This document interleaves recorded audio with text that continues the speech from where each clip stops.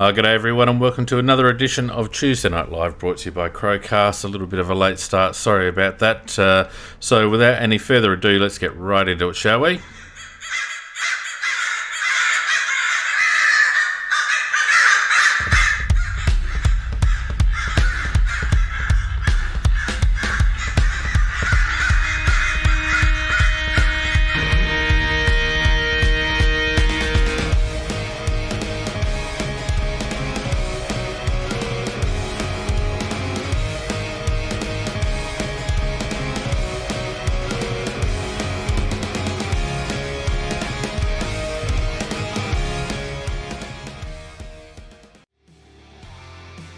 Peter, how you going? And welcome to Tuesday Night Live, everyone. Welcome, everybody. Thanks, mate. Good to be with you this evening. Yeah, thanks everyone for joining us on Discord and also on YouTube. Sorry about the late start, my bad, but we made it in the end. And don't forget, those in Discord, if you do want to have a bit of a chat during the evening, don't forget to stick up your virtual hand and we can bring you on board and you can tell us your points of view of everything we're talking about tonight. Peter, what'd you think of the weekend, mate?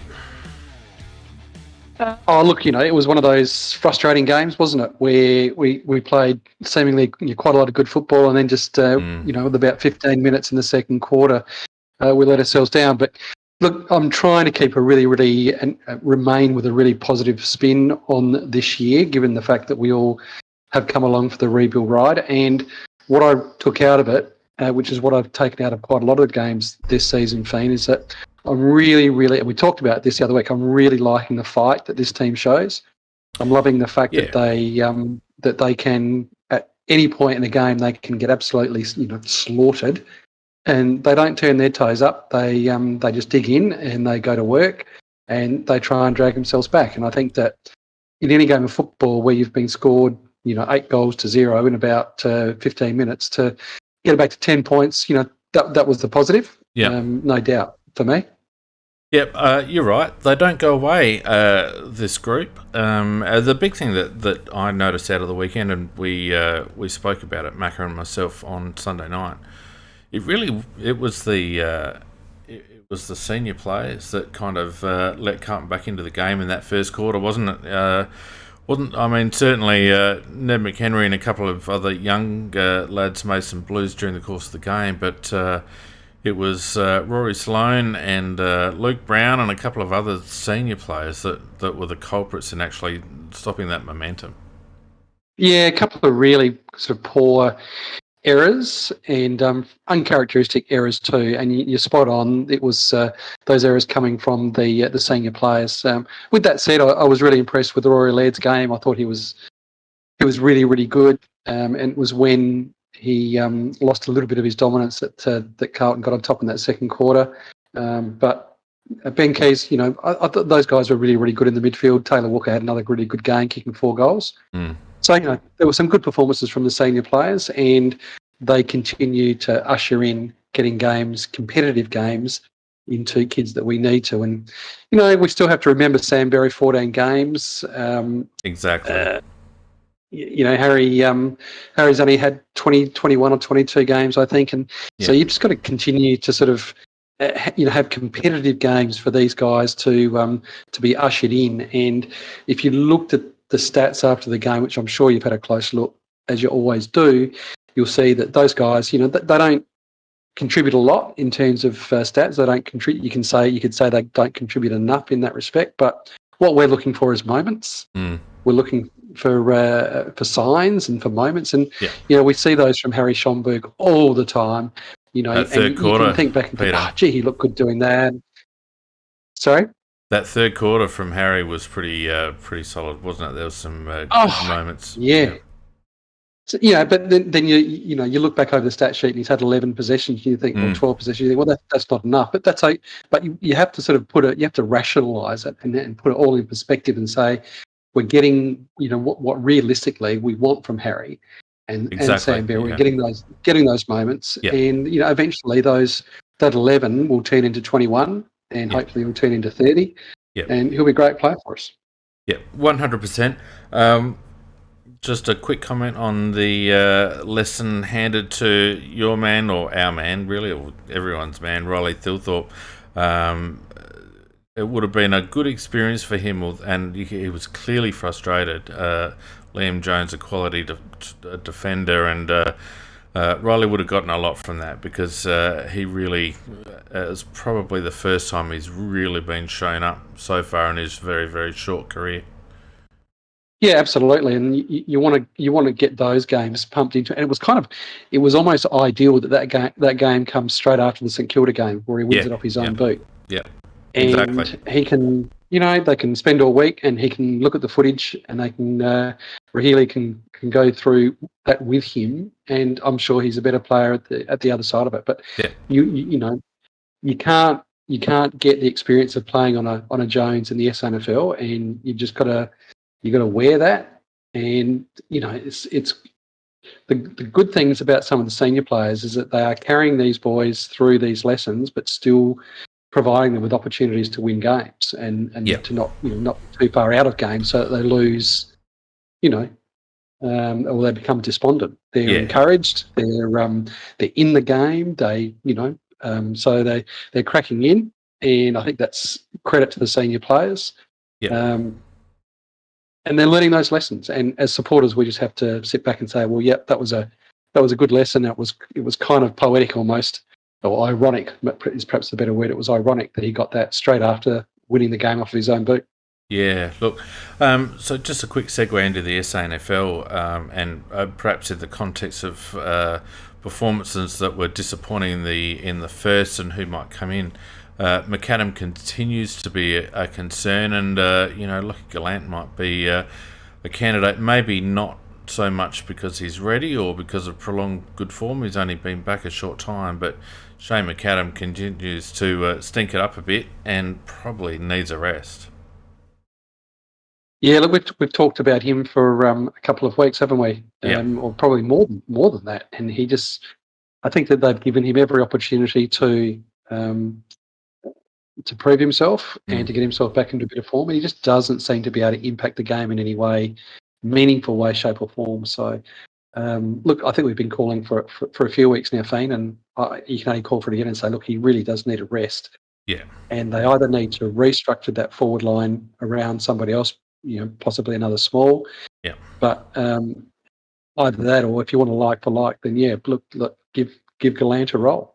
Yeah, you've even got the forgotten man Benny Davis at a pinch. Even if he isn't in future plans, he's probably going okay. But it's more, I think, about getting McAdam out of that side and getting him back to basics. I think Shane just needs a couple of games in the twos where he can, get his hand on the ball and kick a few goals and get amongst it a bit. He just doesn't seem there at the moment. The other one, of course, and just as an aside, we've got Rory Sloane, who looks like he's going to be out for an extended period of time with a ruptured tendon in his finger. I guess that opens the door for someone like a Luke Pedlar.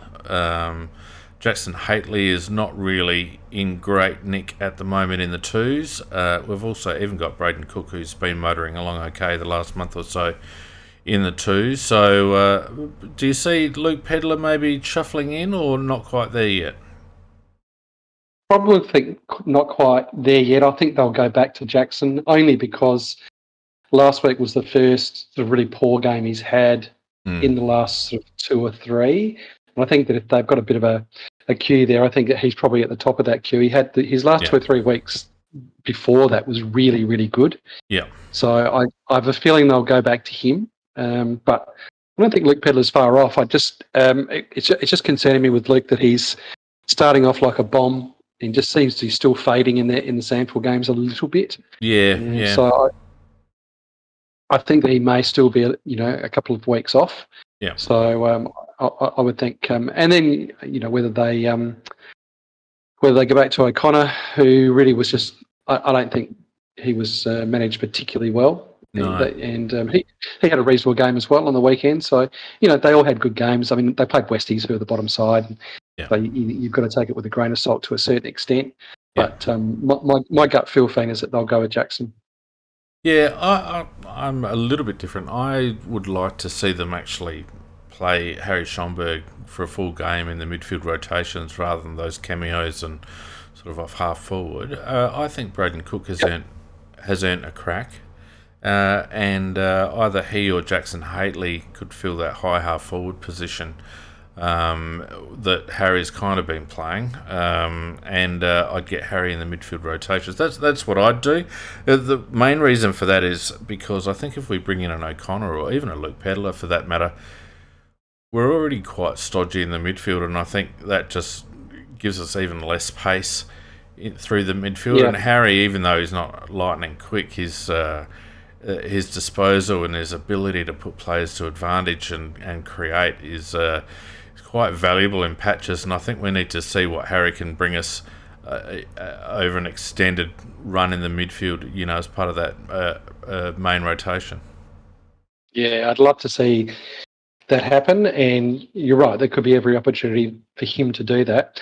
I think it's a good point with Braden Cook. He looks to me to be one of those kids who just seems to play better with each level he goes up, if that makes sense. And so I think that he's a kid I think who'll transition. The other interesting one who seems to be playing really good football is Paddy Parnell. I mean, I know he's probably he's not up for a position, and the defence looks fairly set. But gee, he's playing some good football. And you see the highlights package that was released for him through the week. Yeah, he belies his small stature, doesn't he? he can football, can Paddy, and it will be interesting to see how long and whether he does even get a crack or whether they just think that he's too small. But gee, he can play. They could do worse. He certainly can play, and he's got all the skills. Do you think that he? Do you think that he could be a longer term answer on say a wing or through the midfield rotation? Because he certainly offers pace that we don't have in that area at the moment. So don't see why not, Fane. I really don't. And I think realistically he'll just play out the season in the sample and they'll get a pre-season into him. Yeah. But I think that there's I think he's been a really good pickup. Really good pickup. Very, very impressed with Paddy. But sorry, I'm detracting from what the actual discussion is, and that's who's coming in this week. And look, there's a few options there, and even if they put Hakely to the half forward or a wing or something like that. But yeah, I'd like to. I agree. I'd like to see Harry with a bit more midfield time. Yeah, I've always been a bit of a sneaky G for Jackson playing a lead up high half forward role. I've seen him do that before he got drafted a little bit, and he's just got good height for that position. And yeah, he does. I think if they're trying to set him up as an inside midfielder, he's going to fail. I just don't think he's going to break into that area for us, given who we have in that position at the moment.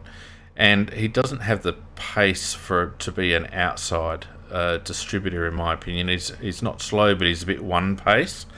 But I just feel like he can play that role where he hits the ball up a little bit and takes some marks and distributes into forward 50. I know his disposal has been a bit iffy.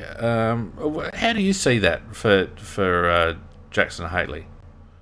Do you think that he could be a like-for-like swap for Shane? Well, kind of. Different attributes, but similar role. Similar that kind lead-up of role. role. Yeah. Yeah, I don't know whether they can see that in him or not. I'm not sure. I'd like to see them give him, 2 or 3 different roles to see if he can do that. No doubt. And I think you made the good point that he is quite a tall lad. He's 191? Yeah, I think so. 191. Yeah. Quite a tall lad. He's actually a very, very good mark. And he came over saying, very outwardly that he wanted to be an inside midfielder, and it just doesn't seem to be working for him. Yeah. And so I wonder if they could, similar to what they've done with Chase, is to actually just find a role for him. Find a role, yeah. Yeah.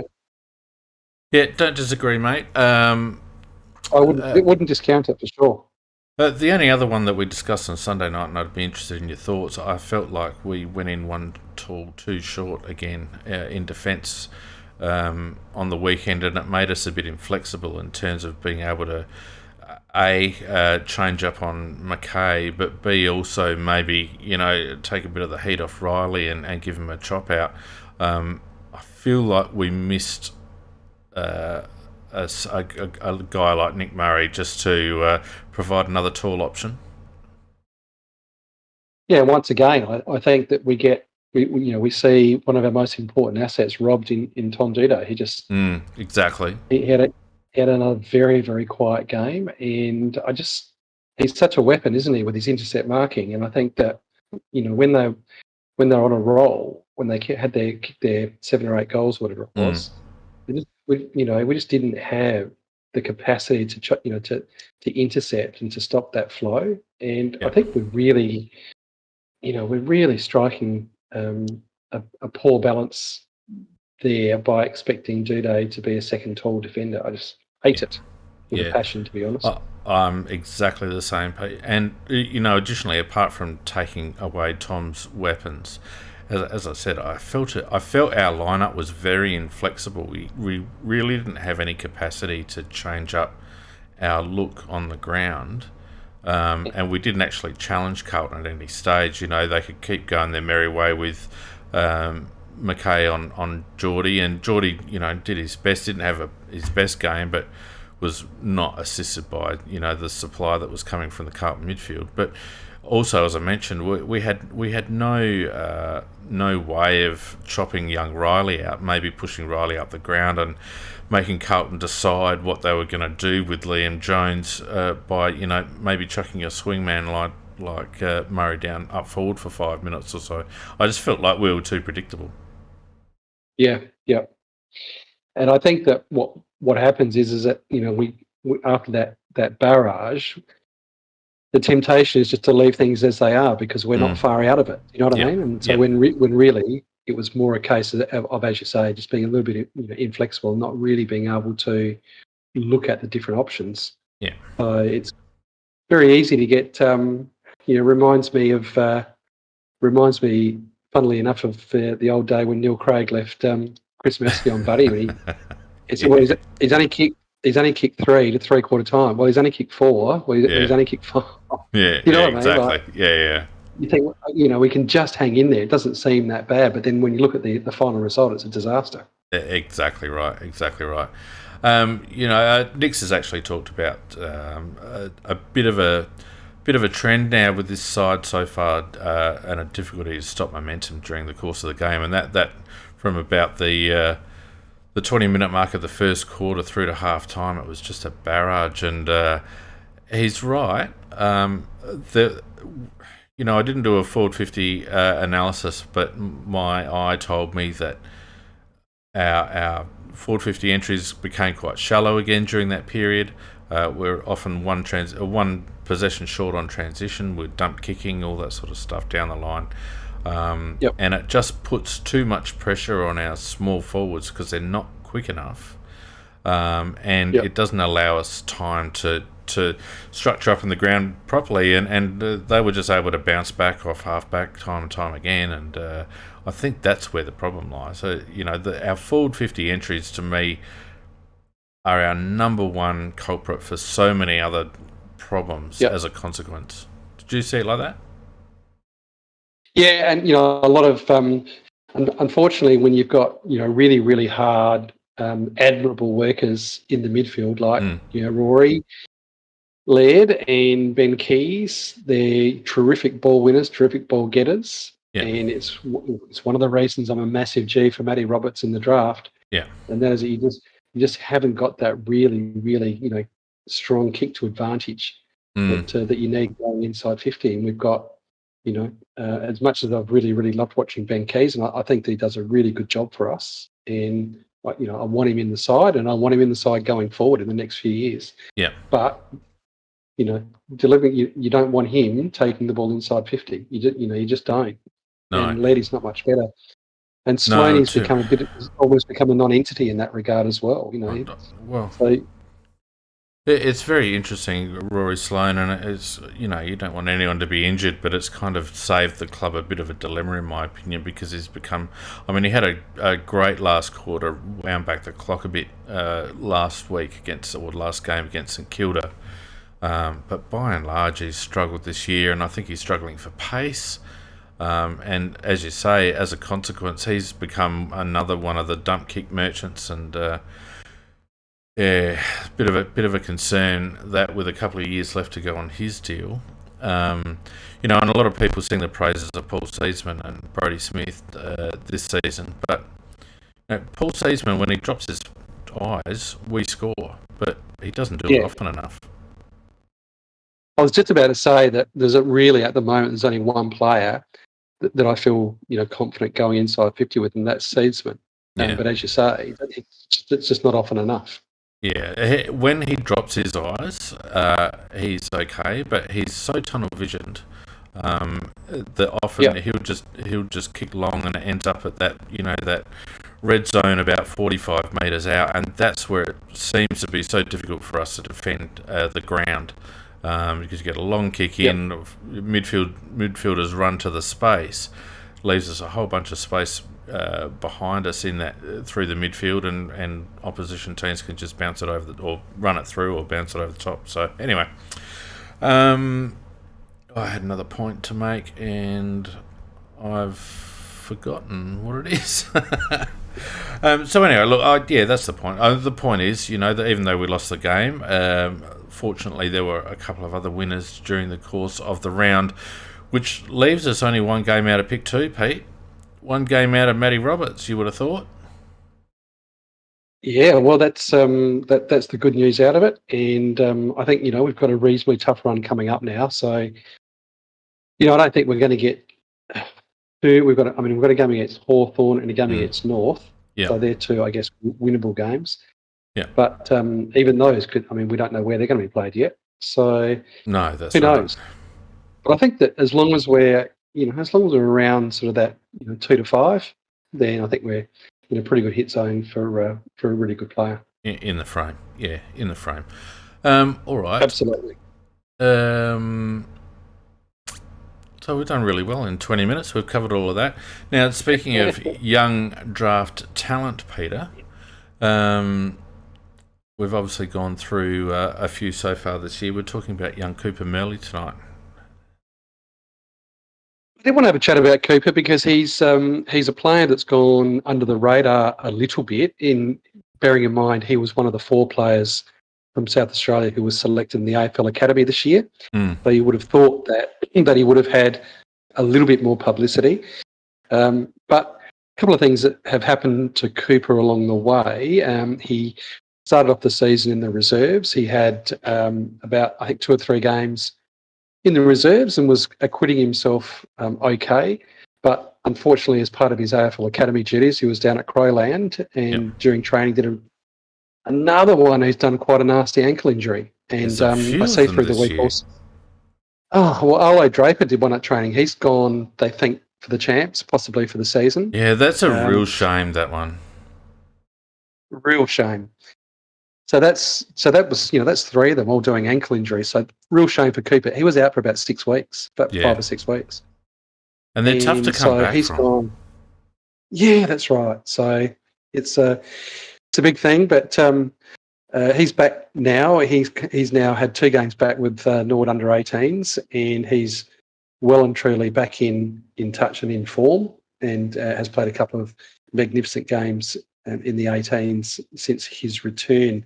And now Cooper, in his first under 18 year last year, was actually runner-up to Matthew Powell in the Tom Powell, I should say, his son. He was runner-up to Tom Powell in the under 18s medal last year. So that was how good a year that Cooper had, and that's what got him into the AFL Academy. So Cooper is, you know, I was trying to think of a player comparison, Fiend, and Cooper is almost like a neat and tidy Ned McHenry. Does that make sense? It does, yeah. He's a little bit taller than Ned, though, isn't he? He's only about 178. He's 178, 170. Yeah, so he's about the same height and build as Ned.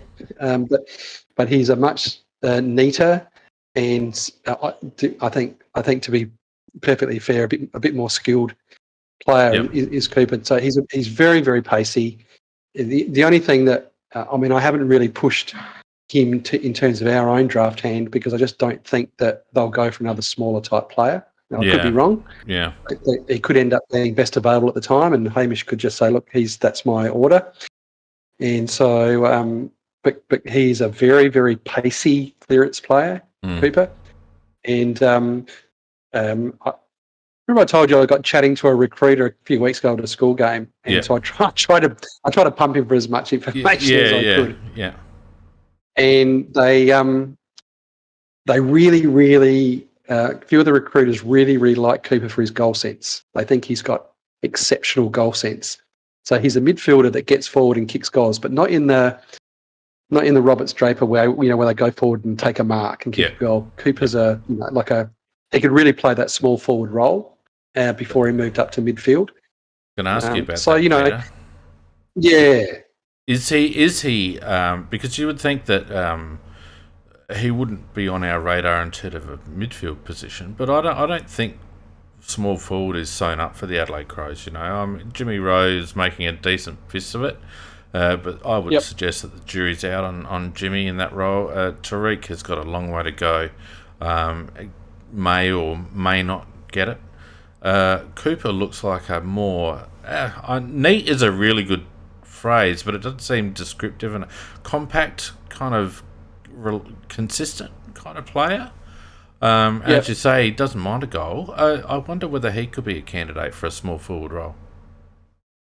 For those of you who can think back to the old SANFL days, he almost reminds me of a Neil Craig type player. He's that real socks up, Guernsey in.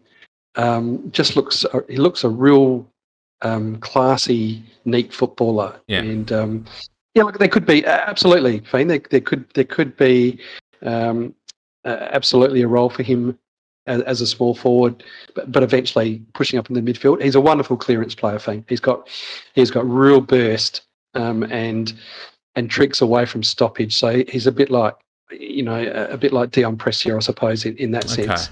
Yeah. So he's absolutely a bona fide midfielder, and he's far too good for the under 18s competition. He'll clock up 30, 35 possessions playing in the midfield, no problem at all.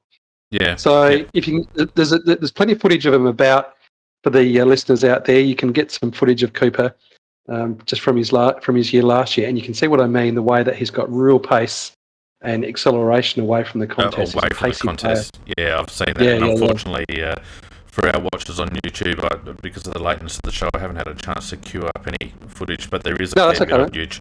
There is a fair bit on YouTube, and you're right, they display the attributes that you've been describing, Peter. So, look, he's a kid, Fiend, that, as I said, he won't be under the recruiter's radar because they will have, and I know for a fact that he'll get taken somewhere because, again, that conversation that I had, he said Cooper will get his chance somewhere this year.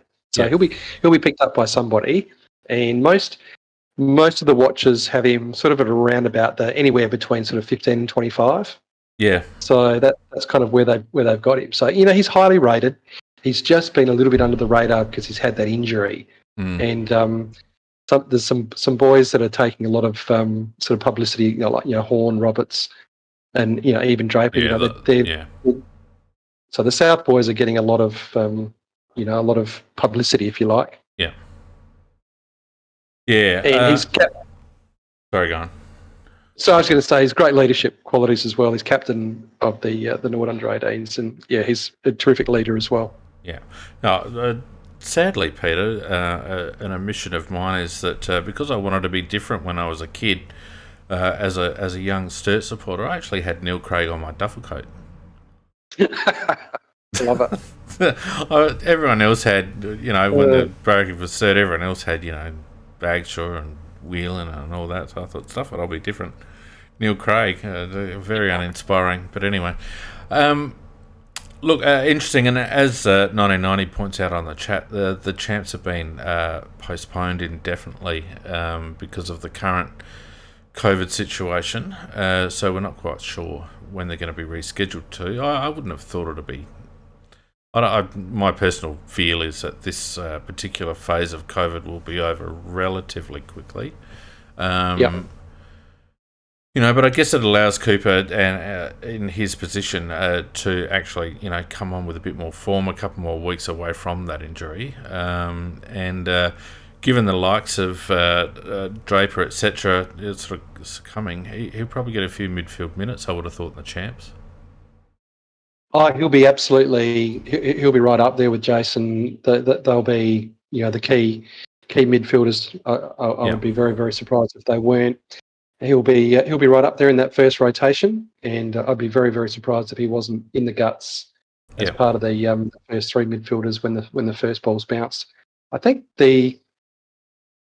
when I saw the program for the 19s champs come out, most of the big games, so our games against Victoria and West Australia, are not until September. So we did have one game against the Allies, which was coming up in I think late July. Right. So that might be a game that's under a bit of threat.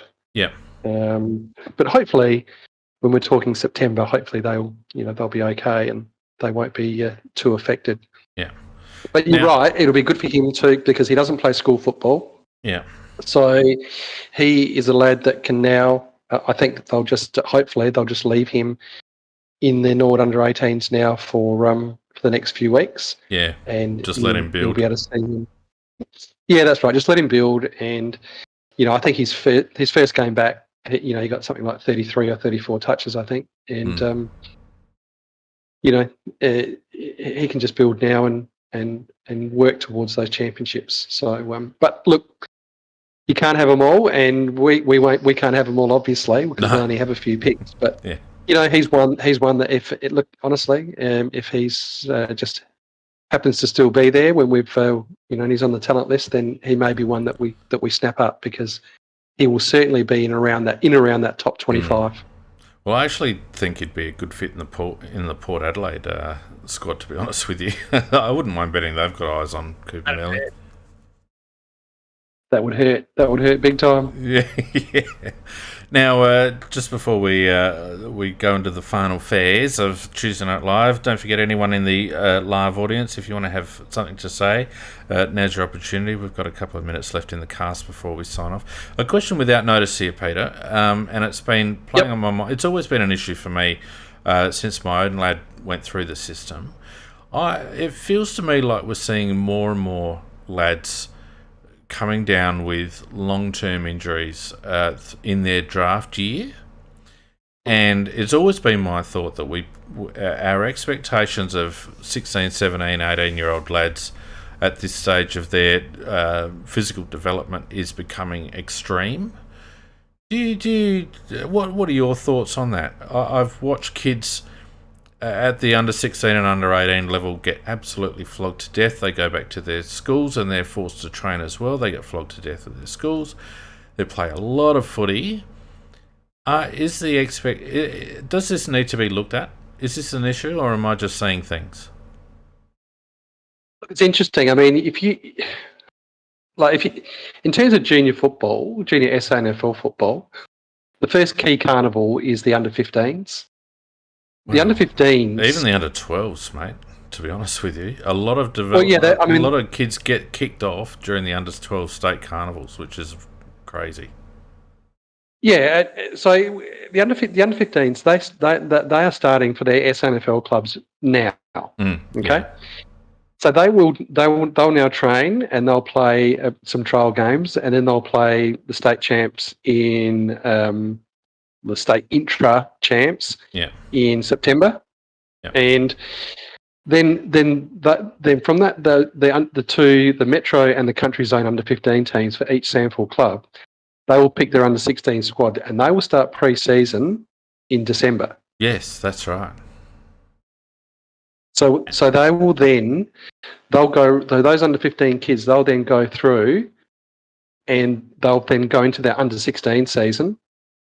And then when the under 16 season will stop in about April, then they'll either go back, some will go up into under 18s. Some will play for their club, some will play for school. Mm-hmm. So it's a massive load. Massive load. Yeah, it And then is. It is, mate. It really is for young kids. you'll get some kids too who will play up. So some clubs they'll handpick some under 14s, and they will then join the under 15 squad, and they will then go through as under 15s and just join the under 16 squad. Yep.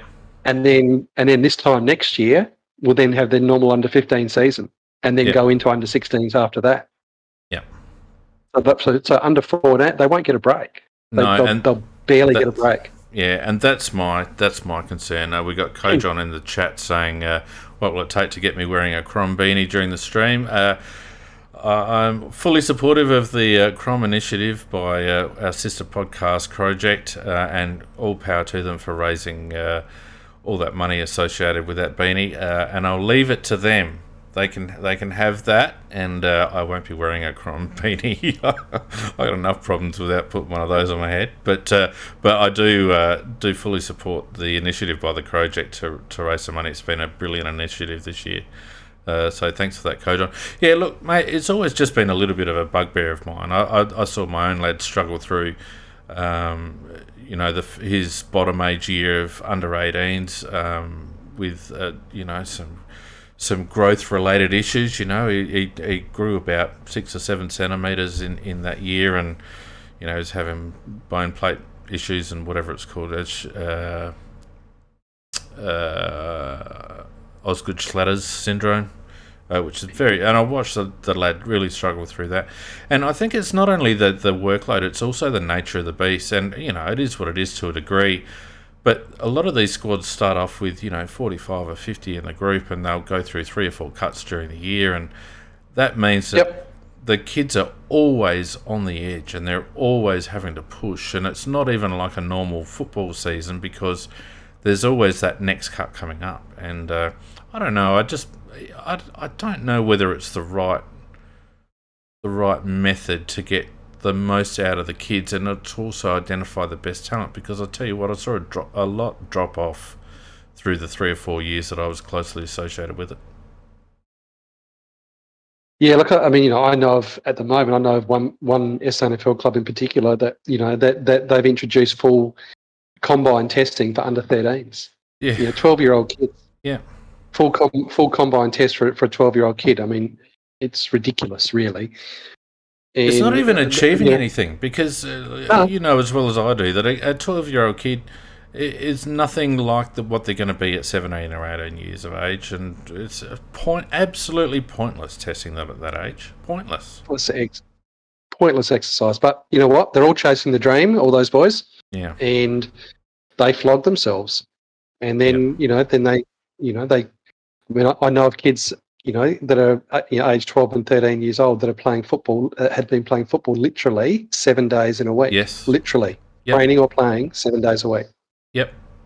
I can vouch for that. And it, I mean, all power to them. The kids have got a dream and all the rest of it. But, anecdotally, Cameron, my lad, who a few of you would have seen on various casts on the Crowcast, I mean, he was so burnt out by the end of his top age under 18 year that he stopped playing football for 4 years. And this is a kid that did exactly that. He played football, 7 days a week for a long period of time, and was so jaded and burnt out by the end of it, and sore, that he didn't play any football for 3 or 4 years. Now is that indicative of a good system that nurtures young talent and gets the best out of them? I don't think it is. I think it's indicative of a system that throws the mud against the wall and sees what sticks, to be honest with you. Yeah, it's a great big churning machine. Yeah, I don't like it.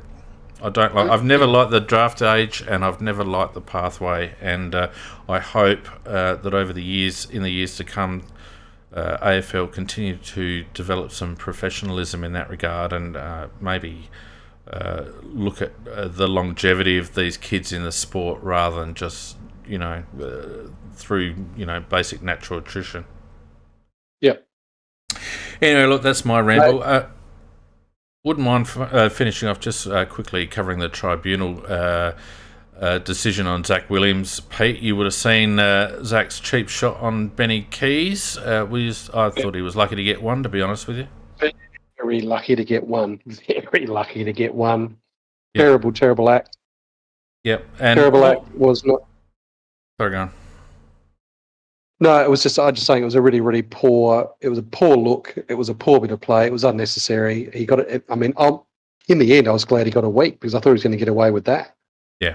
They didn't even do Stewart for something similar. The only real difference between Stewart from Geelong and Williams for Carlton is that Williams decided to shove Benny Keys into the AstroTurf, which could have busted his nose or fractured a cheekbone or something ridiculous. Absolutely, it was really average by Williams, but Stewart's wasn't much better, and Stewart's didn't even get a mention. So consistency continues to be lacking in that space, unfortunately. I thought I was watching WWE for a moment there. Yeah, just not a good look. Just on that whole melee situation, though, even though Darcy came in a little bit late and started a fight, and I think it rattled Ned McHenry. I think they got into his head after that, and it resulted in him giving away a few cheapies that were costly. I didn't mind the fact that we stood up. We didn't shirk that particular moment in the game. No, plenty of fight in that team, Fiend. Plenty of fight. Yeah, a good look for the future. Our good friend Vardy Magic was just querying about whether we had an SANFL wrap. I thought, didn't we have a chat about that? The SANFL players? I thought we did. That's what I thought. The players of note, anyway, I guess. Yeah. If there's any, we can talk about that. Anzac Paul, just to finish off, we will talk about selection for this week. Do you see any obvious changes? I mean, we've talked about the possibilities. What do you see actually happening just as we round this out, Pete? Right, well, Slaney won't play. So he's an out. Surely Shane McAdam makes way. And I think that they'll bring in Jackson Haitley. And I think that they may well just shuffle because they've got to bring Nick Murray in because Brisbane have got 3 full forwards. They cannot not play Murray. No. So I think Murray comes in, and I've got a funny feeling they might just shuffle the forward line around a bit and bring Shane McAdam out. Yep. I don't disagree with any of that. I think you're spot on. I think Nick Murray comes in. I don't think Josh Warrer gets another run just yet. Nope. I do think that it'll be Haitley for Sloane, even though I'm not necessarily a fan. Although, as we said, if they shuffle around and maybe give Harry some more minutes in the midfield, that'd be a good outcome. Vardy talking about Brown being injured again. He certainly did look ginger, Vardy. You're absolutely right. Didn't look like he could stretch out. Obviously really struggling with that Achilles still. So you could see maybe McPherson coming in for Brown if that turned out to be a rest needed for him. But I can't see too many other changes at this stage. I think that'll be it. Yeah.